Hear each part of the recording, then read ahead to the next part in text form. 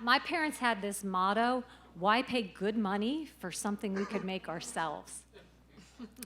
And my sister and I would beg my mother for a new dress from Penny's or a new shirt from Sears or something, anything from the holy grail of the mall known as the Gap. But she would take one look at it and she'd go, I'm not going to pay good money for that when I can make it for a fraction of the price.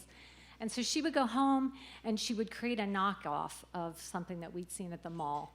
And then we'd have to go into school wearing these fake clothes and pretending that they were from the mall. And that worked just fine for us as elementary school kids. But you know, when you get into adolescence, everybody gets a little more discriminating. And they could tell, believe it or not, you'll be shocked to hear, that they could tell the difference between a pair of blue jeans that my mother made and a pair that Calvin Klein made.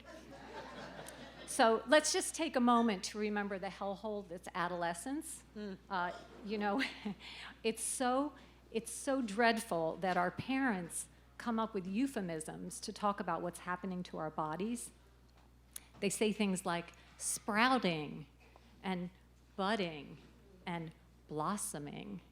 And they make it sound like these teen years are like a walk through a meadow full of flowers, instead of the hellscape that it really is, which is hair popping up in our bodies in places we don't want it, pimples erupting on previously clear skin, and if you're a girl, the overnight eruption of boobs that are invariably either way too big or way too small. Now, myself, I'm a lifelong card-carrying member of the Itty Bitty Titty Committee. And so my teen years were pretty anxiety-ridden. And the year I went through puberty, I begged my mother to let me buy a bathing suit at the Gap because I was so self-conscious about my body.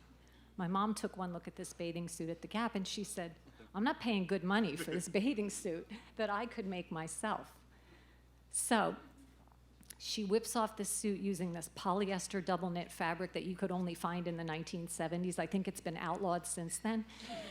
And she whips this thing off, and with the money she saves, she goes to the store and she buys 3 embroidered daisies that she appliques right down the front of this tank suit.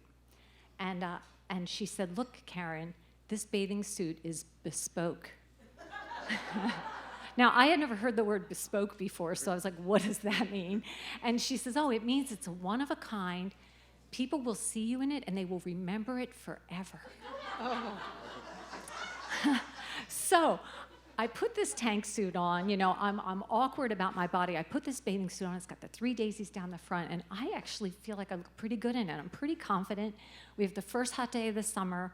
I hop on my bike. I ride my Schwinn Varsity 10-speed to the pool. And I'm like waving at the neighbors as I go so they can all see me in my bespoke bathing suit. And they're green with envy. You know, they all want a copy of it, but it's one of a kind. It's a designer. You know, I'm faking it. And I get to the pool, and I jump in, and one of these things happens that they did not teach me about in chemistry class, which is that when polyester double knit meets chlorinated water, the bathing suit becomes completely transparent. So here I am on the doorstep of adolescence with nothing between my naked body and the general public but the equivalent of a wet Kleenex. And I'm here to tell you that these daisies were not stitched in any kind of strategic way to cover the things that were budding and sprouting on my little teenage body.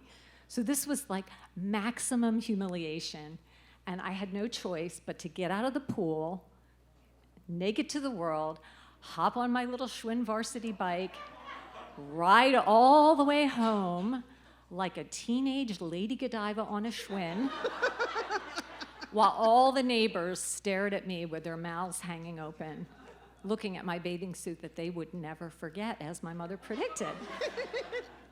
And I got home and I threw that bathing suit right in the trash. And instead of a case of fake it till you make it, this was a case of fake it till you're naked.